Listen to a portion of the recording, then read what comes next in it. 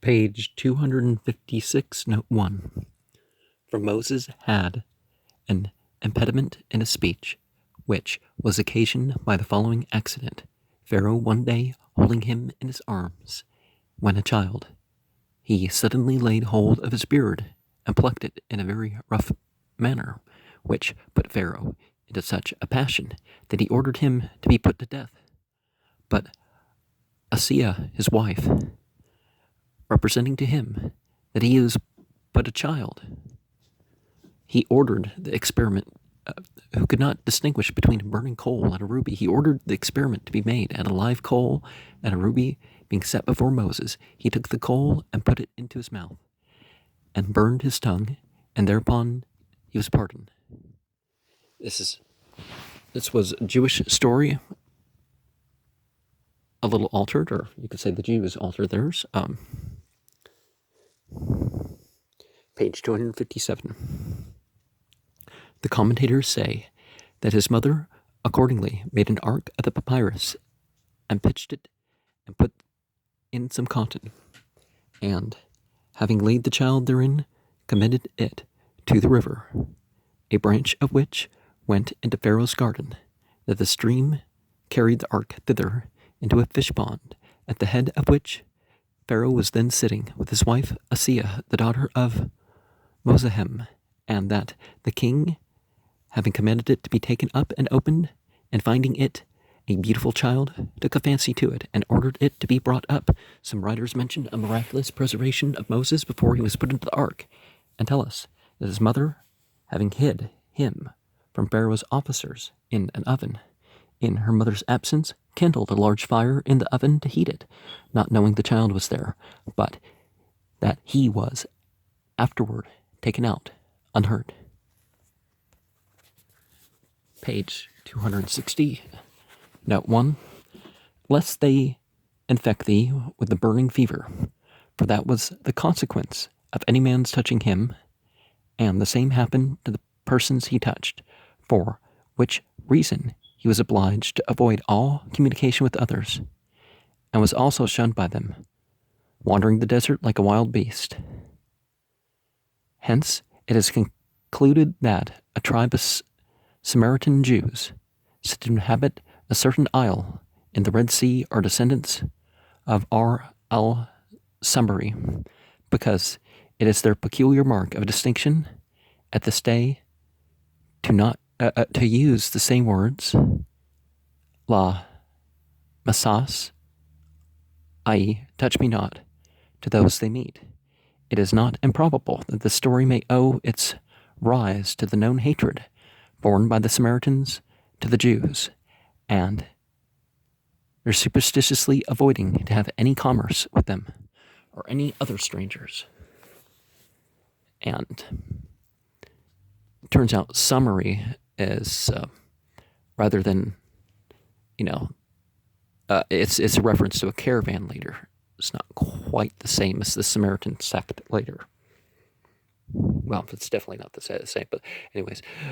2.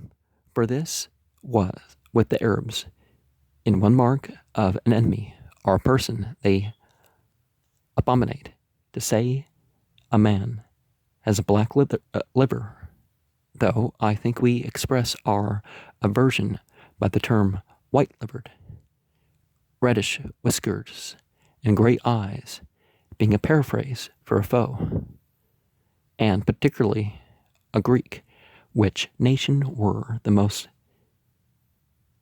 inveterate enemies of the Arabs, and we have usually hair and eyes of those colors.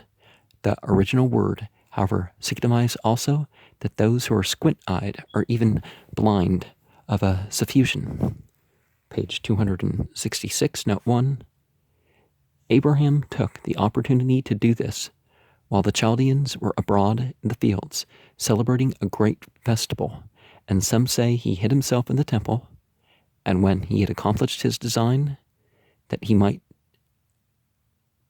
the more evidently convince them of their folly in worshipping them, he hung the axe with which he had hewn and broken down the images on the neck of the chief idol, named by some writers Baal.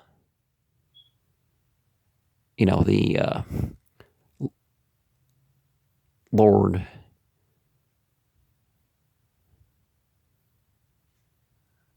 household Lord, but in the context of Lord, Son of God, Savior, sort of thing, other than God.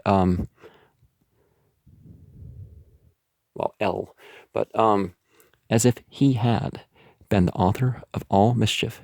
For this story, which, although it be false, is not ill invented. Well, no, if they can't prove that wrong, they can't prove that wrong.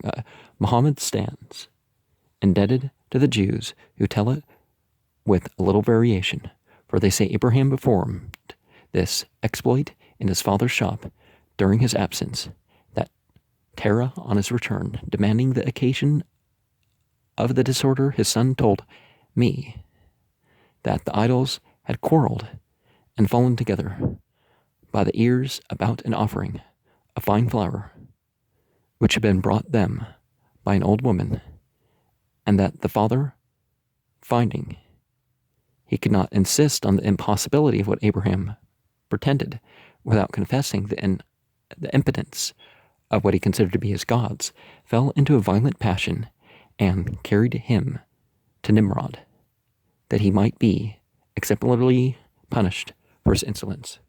Page 267, note 1. Well, just because it's extra biblical, that's a very poor argument that it somehow must be false or something. 267, note 1. The commentators relate that by Nimrod's order, a large space was enclosed at Cutha and filled with a vast quantity of wood, which, being set on fire, burned so fiercely that none dared to venture near it. Then they bound Abraham, and putting him into an engine, which some supposed to have been of the devil's invention, shot him into the midst of the fire, from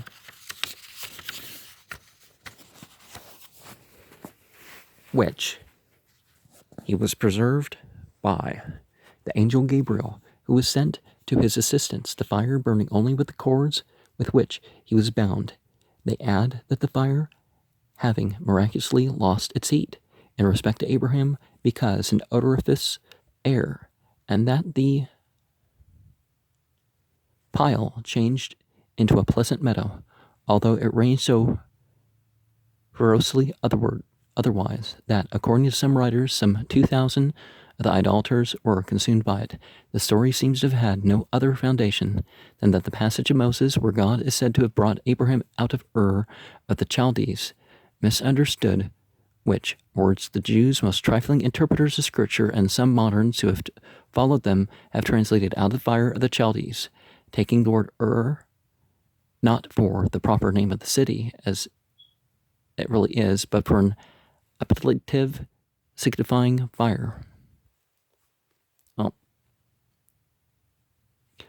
however, it is a fable of some antiquity and credited not only by the Jews but by several of the Eastern Church Christians.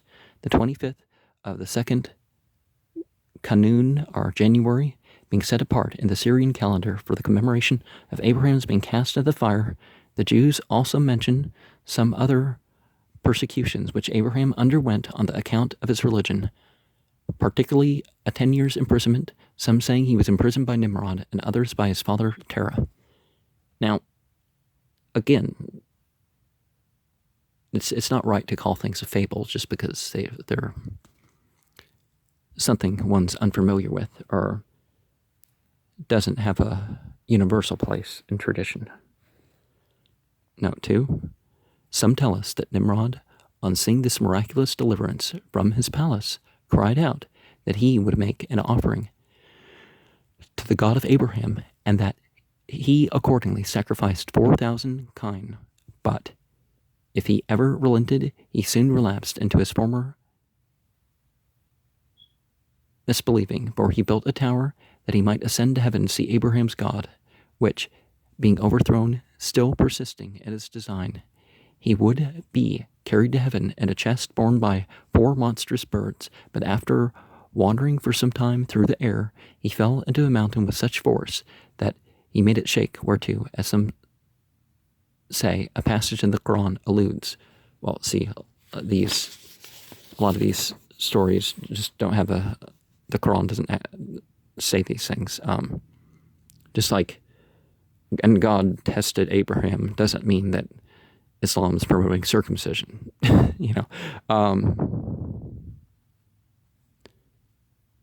which may be translated, although their contrivances be such as to make the mountains tremble.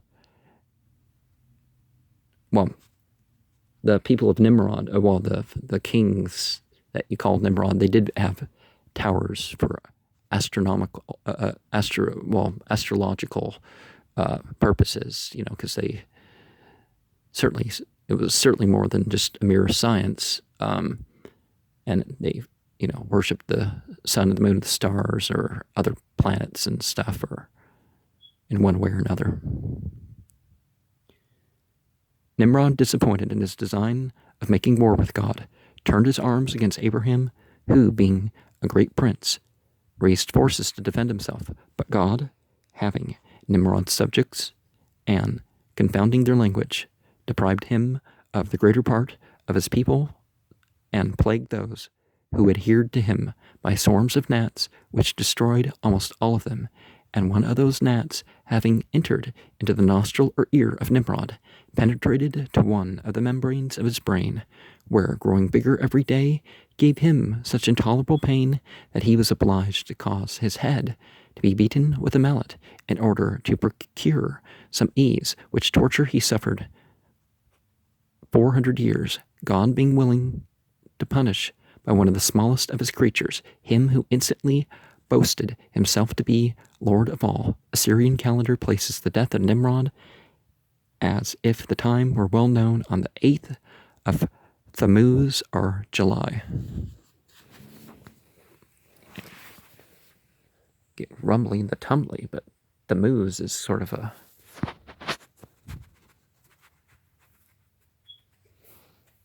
subterranean sort of entity, you could say.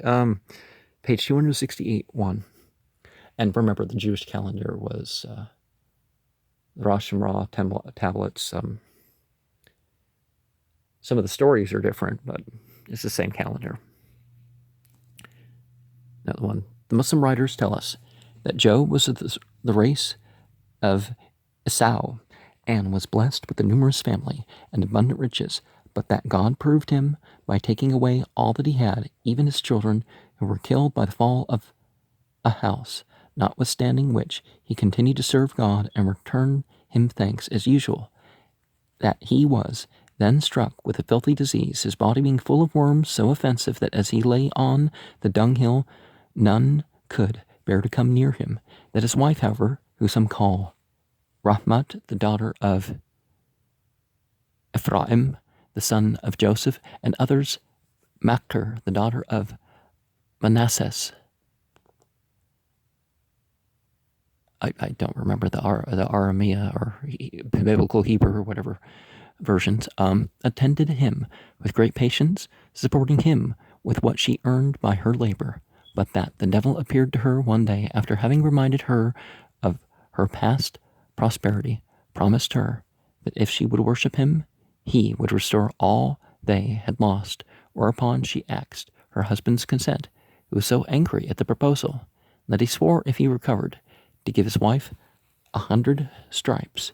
That Job, having pronounced the prayer recorded in this passage, God sent Gabriel, who, taking him by the hand, raised him up, and at the same time a fountain sprang up at his feet, of which, having drank, the worms fell off his body, and washing therein, he recovered his former health and beauty, that God having restored all to him double, his wife also becoming young and handsome again, and bearing him 26 sons, and that Job, to satisfy his oath, was directed by God to strike her one blow with a palm branch, having 100 leaves, some to express the great riches which were bestowed on Job.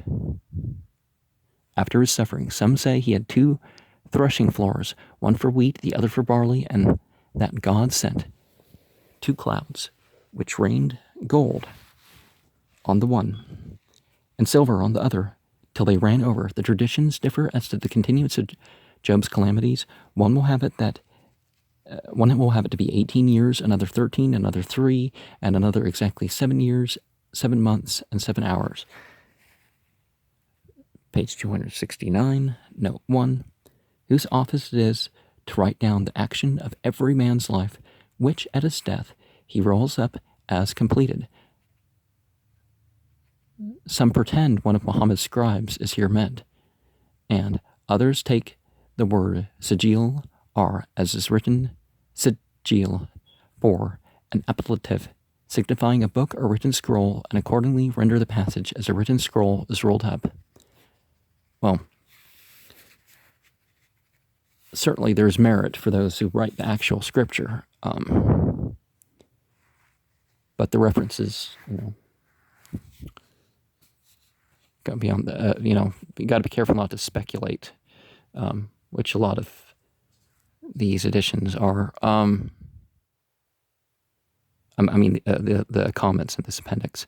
Page 272, note 1, i.e., the Kaaba, which Muslimin say is the first edifice built and appointed for the worship of God. The going round this chapel is a principal ceremony of the pilgrimage and is often repeated, but the last time of their doing it, when they take their farewell of the temple, seems to be more particularly meant in this place. Page 277, note 1, literally 7 paths by which the heavens are meant, because according to some expositors, they are paths of the angels and of the celestial bodies, though the original word signifies things which are folded or placed like stories one above another, like the skies, as Muslims suppose the heavens to be. And we do find out that the skies are like that. And if we look at the universe, we could possibly say that this heavens, the lowest heavens having the stars and stuff, we see a definite sort of structure that could relate to, that could indicate something further, or whatever. Like they talk about the brains, and between that you have little universes appearing, and so the ring versus the desert, right? Page 281, 1. The original word, barzak, is here translated bar, primarily signifies any partition or interstice which divides one thing from another, but is used by the Arabs not only in the same and sometimes in an obscure sense. They seem generally to express it by what the Greeks did by the word Hades, one while using it for the place of the dead, another while for the time of their continuance in that state, another while for the state itself. It is defined by their critics to be the interval or space between this world and the next, or between death and the resurrection. Every person who dies being said to enter into al-barzak, or as the Greek expresses it, katabhan ai ice adu. One lexicographer tells us that in the Quran it denotes the grave, but the commentators on this passage expound it. A bar, or invincible obstacle, cutting off all possibility of return into the world after death. And see 25, where the word occurs again. I'm not sure at this point which chapter we're commenting on. Some interpreters understand the words we have rendered behind them to mean before them, it being one of those words of which there are several in the Arabic tongue that have direct contrary significations, considering al-barzak as a future space and lying before and not behind them. Well, for the living, definitely they're not in barzak yet. Page 282, note 1. For the understanding of the passage, it is necessary to relate the following story. Mohammed, having undertaken an expedition against the tribe of Ostalak in the 6th year of the Hijrah, took his wife Aisha with him to accompany him.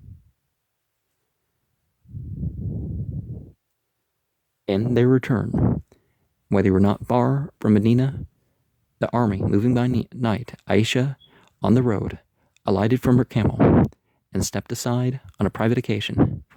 But on her return, perceiving she had dropped her necklace, which was the Ankhs of Zafar, she went back to look for it. And in the meantime, her attendants, taking it for granted that she was got into her pavilion, our little tent surrounded with curtains, wherein women are carried in the east. Well, it doesn't say that she was necessarily in a tent. Set it again on the camel and led it away. When she came back to the road and saw her camel was gone, and she sat down there, expecting that she was missed, some would be sent back to fetch her. And in a little time, she fell asleep. Early in the morning, Safwan ibn al-Mu'attal, I might be messing up some of these translations because of those, some of the pronunciation was because of how they've decided to spell that, or other things, who had stayed behind to rest himself, coming by and perceiving somebody asleep, went to see who it was, and knew her to be Aisha, upon which he waked her by twice pronouncing with a low voice these words, "We are God's, and unto him must we return." Then Aisha immediately covered herself with her veil. Out Safwan set her on his own camel, and led her after the army, which they overtook by noon. As they were resting, this accident had like to have ruined Aisha, whose reputation was publicly called in question as if she had been guilty of adultery with Safwan, and Mohammed himself knew not what to think when he reflected on the circumstances of the affair, which were improved by some malicious people very much to Aisha's dishonor, and notwithstanding his wife's protestations of her innocence, he could not get rid of his perplexity, nor stop the mouths of the censorious, till about a month after, when this passage was revealed, declaring the accusation to be unjust. And so, see, he wasn't a Cassandra that was going to claim religious authority on everything. This is Surah 24, right? But something that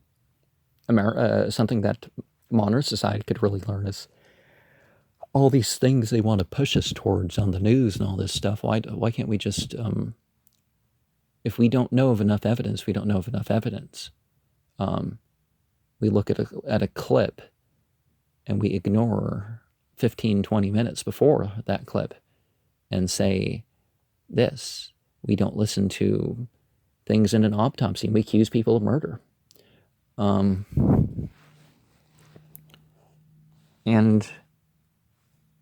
we don't find out what people mean by words, rather than find out what an event is or whatever. Page 284, note 1.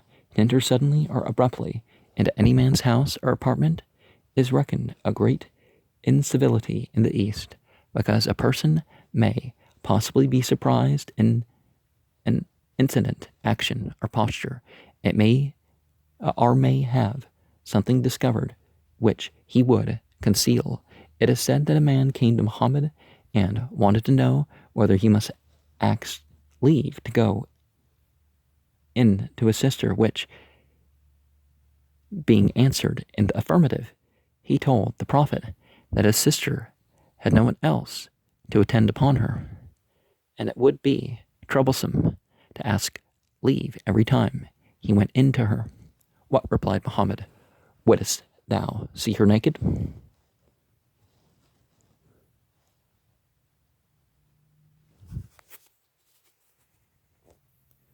And that is one of the things, is that people would ask about anything.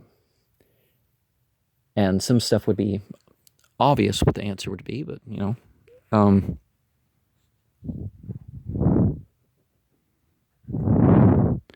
Page 291, note 1.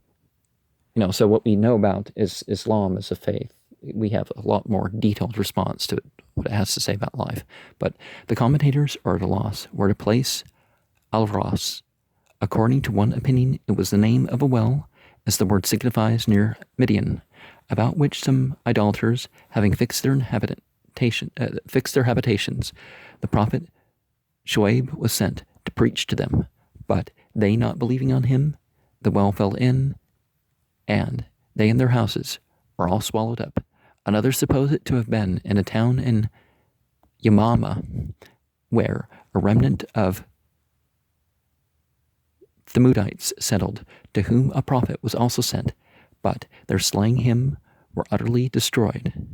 Another thinks it was a well near Antioch, where Habib al-Najjar, whose tomb is still to be seen there, being frequently visited by Muslimin, was martyred. And a fourth takes Al-Ras to be a well near in Adramaut, by which dwelt some idolatrous Thamudites, whose prophet was Hanba or Kantala, for I find the name written both ways, Ibn Safwan. These people were first annoyed by certain monstrous birds called Anka, which lodged in the mountain above them, and used to snatch away their children when they wanted other prey.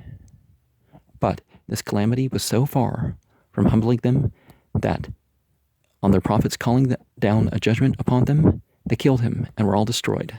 Page 301, note 1. The Arab historians tell us that Solomon, having finished with the Temple of Jerusalem, went in pilgrimage to Mecca. Okay, historians are the ones who record the prophetic narrations rather than just commentators, so this would be an actual narration. Where, having stayed as long as he pleased, he proceeded towards Yemen, and leaving Mecca in the morning, he arrived by noon at Sana'a, and being extremely delighted with the country, rested there. But wanting water to make ablution, he looked among the birds for the lapwing, called by the Arabs al-Hudhud, whose business it was to find out. For it said that she was sagacious or sharp-sighted enough to discover water underground, which the devils used to draw. After she had marked the place by digging with her bill, they add that this bird was then taking a tour in the air, whence, seeing one of her companions alighting, she descended also, and having had a description given her by the other of the city of Saba, whence she was just arrived, they both went together to take a view of the place, and returned soon after Solomon had made the inquiry which occasioned what followed. It may be proper to mention here what the Eastern writers fable of the manner of Solomon's traveling. They say that he had a carpet of green silk, on which his throne was placed, being of a prodigious length and breadth, and sufficient for all his forces to stand on, the men placing themselves on his right hand, and the spirits on his left. And when all were in order, the wind and his command took up the carpet and transported it with all that were upon it. Thereupon he pleased the army of birds at the same time flying over their heads, and forming a kind of canopy to shade them from the sun. Note 2, which the commentators say was made of gold and silver, crowned with precious stones, and they differ as to the size of it, one making it 80 cubits long, 40 broad, and 30 high, while some say it was 80, and others 30 cubits every way. Page 302, note 1, bearing the presents, which they say were 500 young slaves of each sex, all habited in the same manner. 500 books of gold, a crown enriched with precious stones, besides a large quantity of musk, amber, and other things of value. Some add that Balkis, that's Englishized, isn't it? Maybe I'm thinking it's a Q or something. 2, try whether Solomon was a prophet or no, dressed the boys like girls, and the girls like boys, and sent him in a casket, a pearl not drilled, and an onyx drilled with a crooked hole, and that Solomon distinguished the boys from the girls by the different manner of their taking water, and ordered one worm to bore the pearl, and another to pass the thread through the onyx. They also tell us that Solomon, having notice of this embassy by means of the lapwing, even before they set out, ordered a large square to be enclosed with a wall built of gold and silver bricks, whereon he ranged his forces and attendants to receive them. 308, note 1, these the longest terms of 10 years, the Muslims say, after the Jews, that Moses received from Shuaib the rod of the prophets, which was a branch of myrtle of paradise, and had descended to him from Adam to keep off the wild beast from his sheep, and that this was the rod with which he performed all those wonders in Egypt. And pretended is absolutely not appropriate if they authentically believed it.